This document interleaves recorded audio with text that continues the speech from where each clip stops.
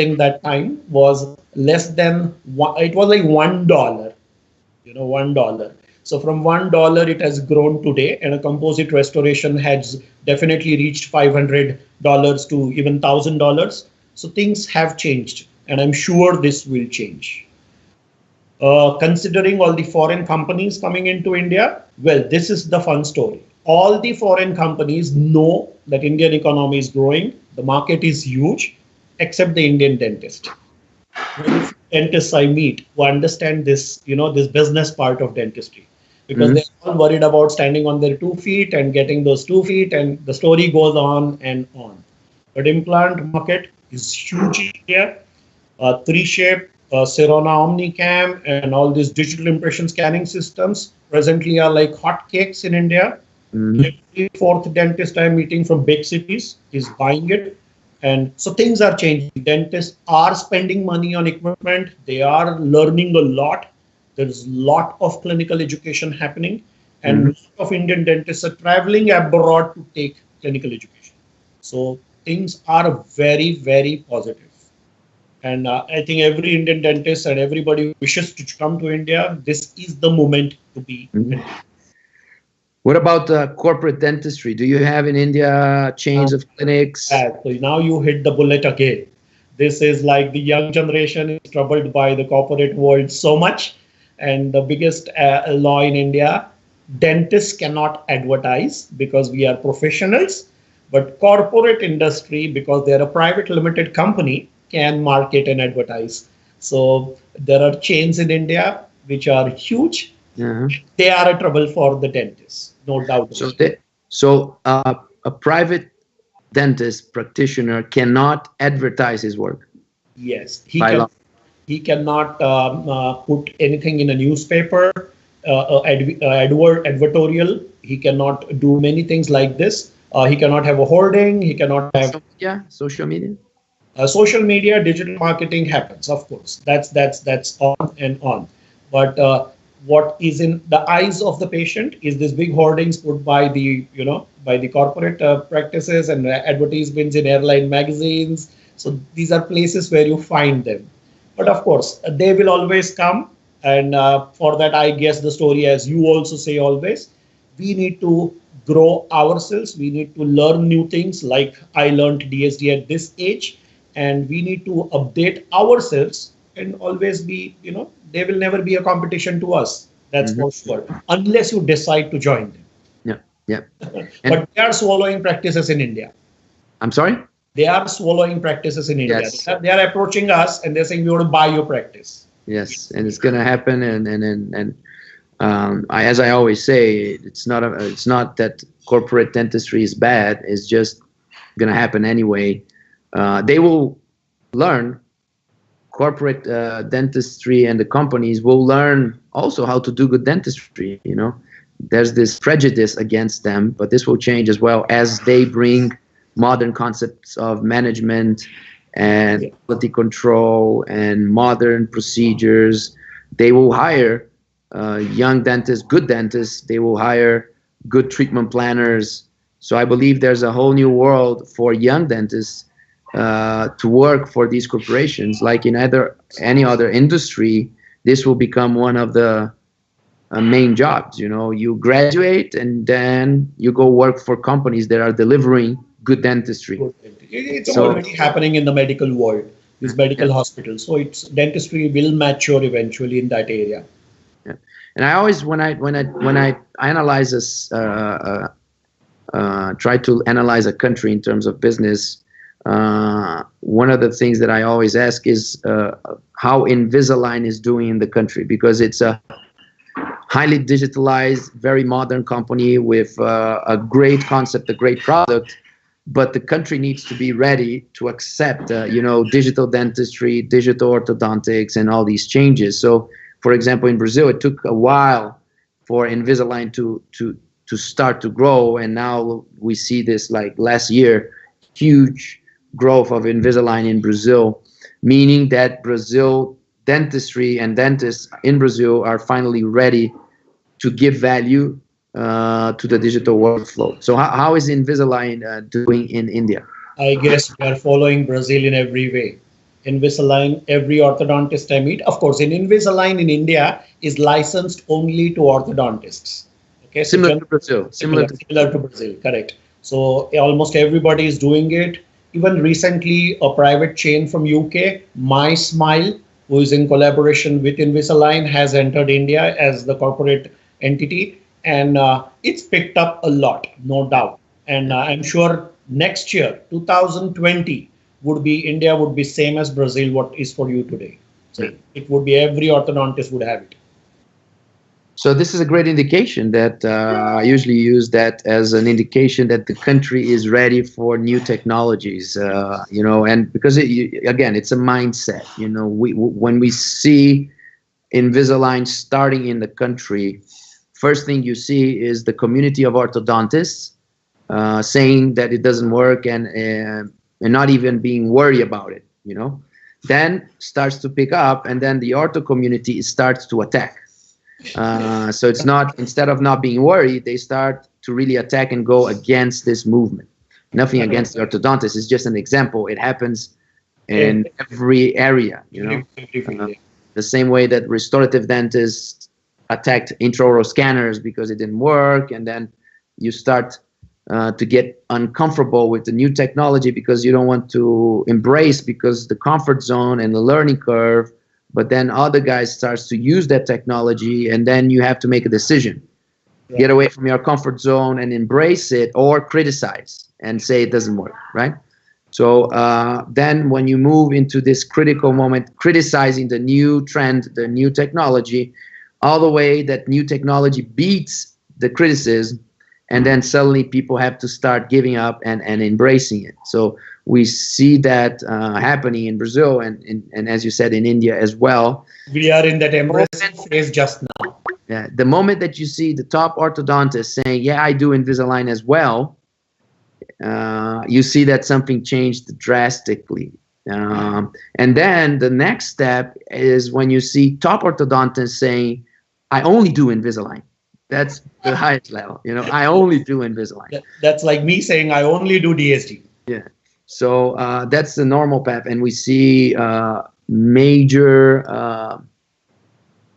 countries opening their first aligner societies, aligner academies.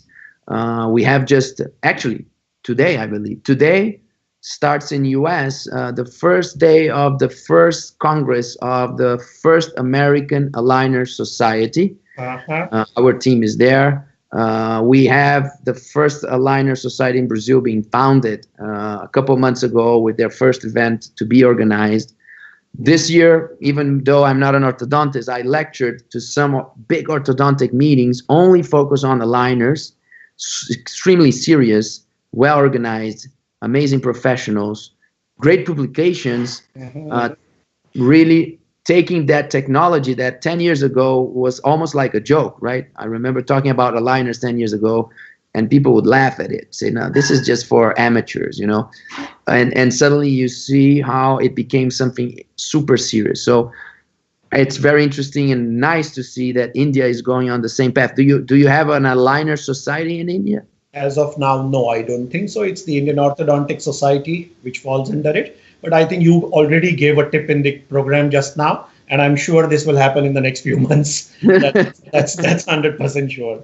And I'm sure this also happened with your DSD. I remember when, 8 years ago, 9 years ago, when you started with the DSD concept, you were also fired. People criticized, here comes a young man from Brazil, draws few lines on the face and says, I am the next smile designer of the world.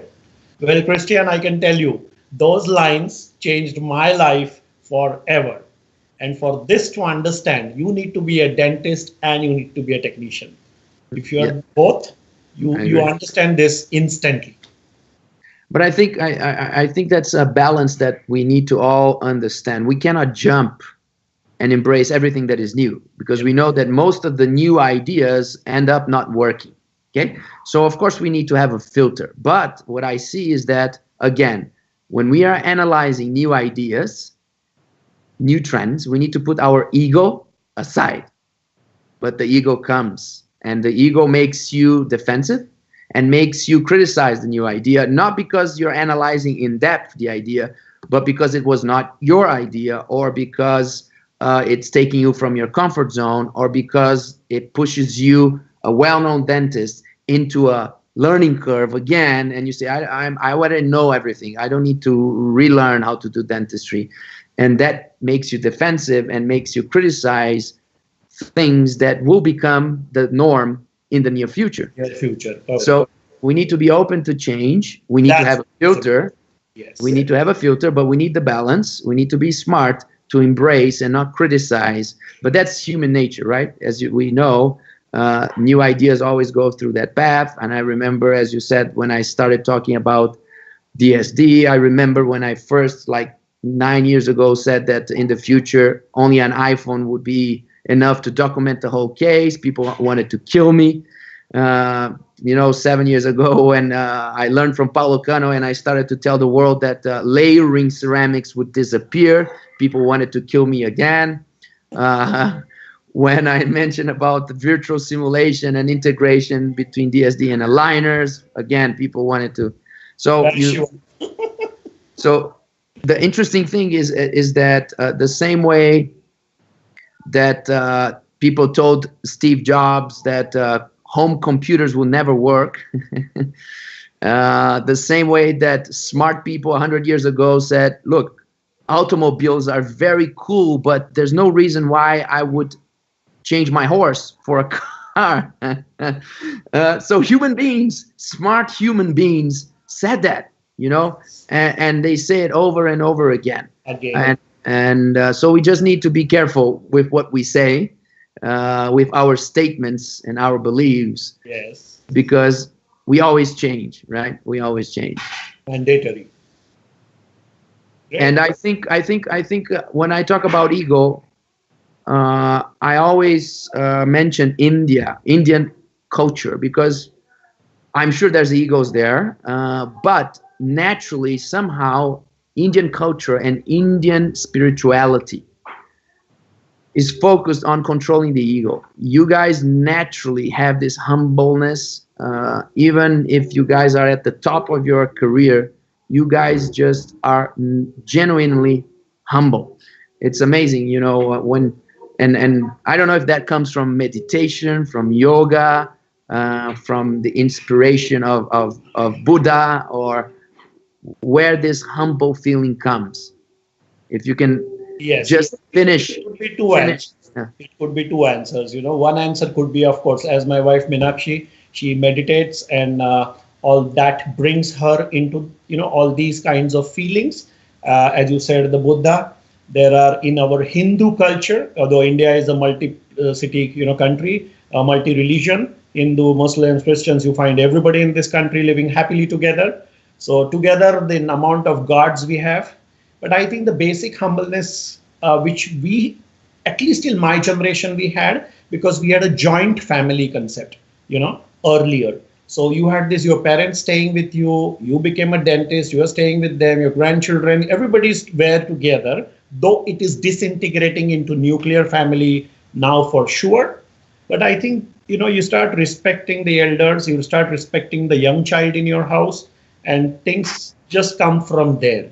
And it's natural. You said it, I think it's natural. It's natural to many, many Indians. And it's also natural in your culture to understand how to be happy with whatever you have. I know that Western culture is coming in and changing this a little bit, but culturally, in India, you can walk on the street and see the poorest people on earth. Yes. But many of them, you can see a genuine happiness with whatever situation they're living. Yes. That creates peace of mind. Deep, profound, complete peace of mind.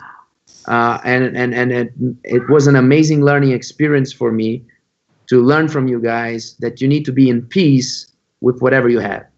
Yes, most important, because otherwise that race is never, frankly, you are alone in the race. You're not racing with anybody. So it's pointless, in a journey for all young dentists across the globe, though I'm also young at 56. Dentistry is a long span from 25 years of age till probably 65 years. That's 40 years. We just need to keep walking. The mistake what I did was I ran in between, and the Yeah. running killed me. Running killed me. I just needed to keep walking, Mm. maybe altering my pace of walking, and the journey would be absolutely beautiful. Because how much you earn at the end of the day, it doesn't make it. You can always adjust your lifestyle and living as Mhm. per but you need to enjoy the profession. And this is Yeah. one enjoyable profession if you fall in love with it. That's Yeah. for sure. Enjoy the walk, and many times when we start running, we forget to enjoy the journey. Exactly, because we are now looking only at the finishing line, you know, and how much is going to give, what returns it's going to offer me financially, ego-wise, all those things, which is not worth it, I feel. Definitely Amazing. not worth it. Amazing lesson, Rajiv. I knew that our interview was going to be special. You mentioned many times, also because of your humble personality. Even though you're an amazing professional and recognized all over, you are so humble and so genuine. And you mentioned my name many times, saying how much you learned from me. But I can tell you, at an equal level, or even though you may not believe I learned more from you than you learned from me and from your family, from your wife, uh, special spirit, your wife, a special person. So it's a great honor for me to call you a friend. For me, it was a special interview, and I was very happy that we ended with this spiritual message, because I think that's the most important of all. And nobody better than you and your country to give to the world a new vision of how to be in peace and how to create a better future for all of us. So I want to thank you again for your time. I hope that many students will listen to this interview. I hope many old doctors and already successful doctors will also enjoy this interview, because I think we need to change our priorities, balance life, and live in peace. Thank you, my friend. I Before hope. we end the program, regards to your family and the story of Maria Chantal. The first email which came to me, it was Maria Chantal. And then I come to know Maria Chantal is Christian's mother. And the best part about the family, thank you, Christian, for sending your mother for my elder daughter's wedding, Neha. And we had real great bonding time at my house, because especially she agreed to stay with my family for full 1 month. she So she really enjoyed respect her so for, much. and Robert, of course, and everybody from your clinic. And I had a great opportunity coming to the Guinness Book of World Record holders, the Coachman family. And I shall be in Brazil this year in January for sure. And see you in September in Madrid. See you in Madrid. See you in Sao Paulo. Yes. We're And gonna have, it yes, and marks I especially want my mug. for you. I want my mug. That's great, my friend. It will be Thank. with you on 23rd of September. Okay, perfect. We will copy that. We Sure. will. So Thank thank you you. so much. Take care. Thank you, See Ben. you Thank soon. you, David. Thank you, everybody. Bye bye. Uh, Thank everybody, and I hope you guys enjoyed. And I see you next week. We have our next Coffee Break with Coachman interview. Another super special guest. We're gonna have Professor Nelson Silva, a great friend that for many years was a professor and researcher at NYU, and he's gonna talk about the future of the academic world, and for the ones that really enjoy research and enjoy the fact of building a career abroad, how to build this path, among many other topics. So Professor Nelson Silva next week, our next guest. Thank you, everybody. Thank you, Rajiv. Bye. See you guys. Ciao, ciao.